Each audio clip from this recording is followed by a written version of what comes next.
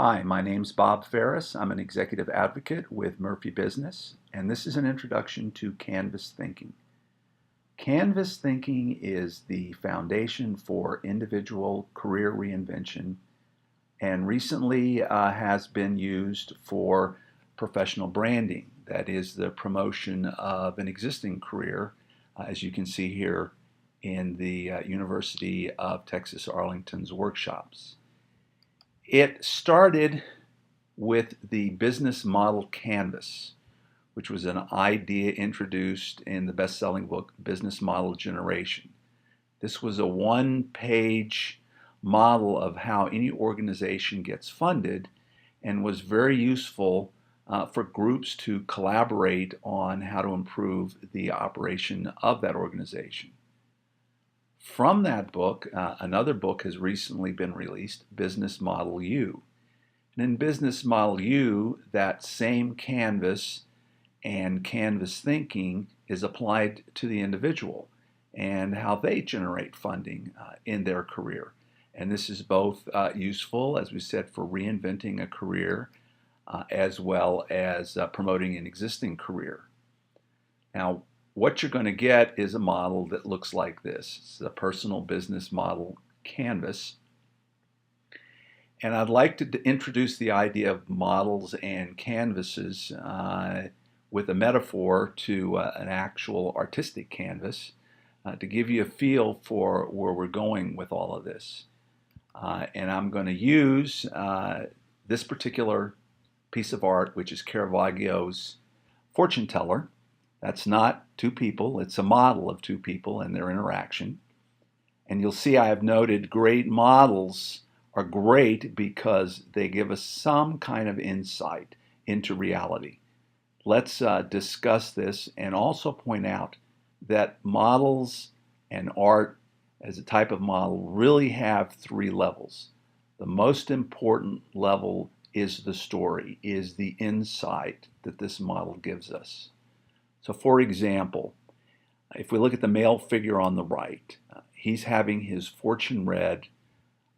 Take a look at that facial expression.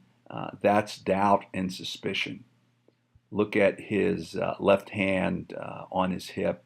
Notice how close it is to the sword, sort of a threatening manner. Lady, don't think you're going to pull one over on me kind of attitude. Now, if you look at the figure on the left, she is very gentle and very focused. The art of fortune telling is being able to read the face of your subject. One technique, for example, uses a crystal ball, and you have the subject put their hand on the crystal ball. It allows you to study their hands, their fingernails, any calluses, get some idea of what they're like. And then you begin your fortune and you start making assumptions based on that.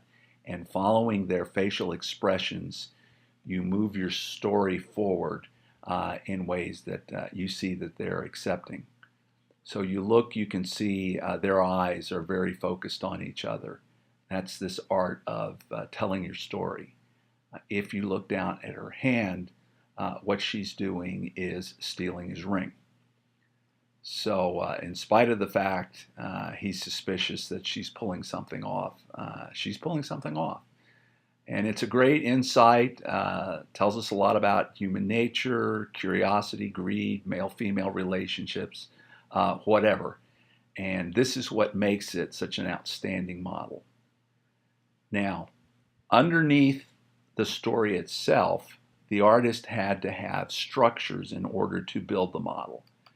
We can illustrate that because there's an earlier version of the fortune teller here. You can see the characters have changed, the lighting has changed. Look at the back wall, there's a lot more lighting. You see the prominence of the sword got developed in the second version. So an artist learns the structures, the techniques of painting in order to build their representative model of reality. And if someone wants to appreciate art, you also learn these structures. So that's what you go through in an art appreciation class. And these structures is what business models primarily focus on. What Business Model U added to that was a level that's deeper than even the artist's knowledge of structures. Because before that earlier version of the fortune teller, there was the blank canvas. Somehow the artist stood in front of a blank canvas, nothing on it, and something inspired them to make that first stroke, to get started. And this is such a key thing, particularly in the area of career reinvention. If you're in an area where your life has changed, how do you get started? And Business Model U spends a great deal of time giving you ways to get started on that canvas. First of all, teaching you the structures, but second of all, developing what we call the left side of the model in order to illustrate what it is you're going to be good at doing. Now, what if your canvas isn't blank? You're not in a situation where you want to reinvent your career. You have one, but you want to promote it. You want to be better at it. What's important is to understand then your customer's canvas, right? Because if your customer already knows exactly what they want and they're simply shopping for a commodity of that, your value to them is not going to be as much as if you're the one that is able to explain to them how what it is you do brings greater efficiency into their business relationships. Okay, so if you can promote an insight as opposed to just a solution, which has been the classical marketing mantra, you can get a lot more out of your profession. All right, now, if we take a look at how we're going to get started here in the workshop, we will go over the 9 sections of a business model. That's the customer in the upper left-hand corner, followed by the value that we give the customer. Underneath that is the truck, which is the channels, how we deliver it.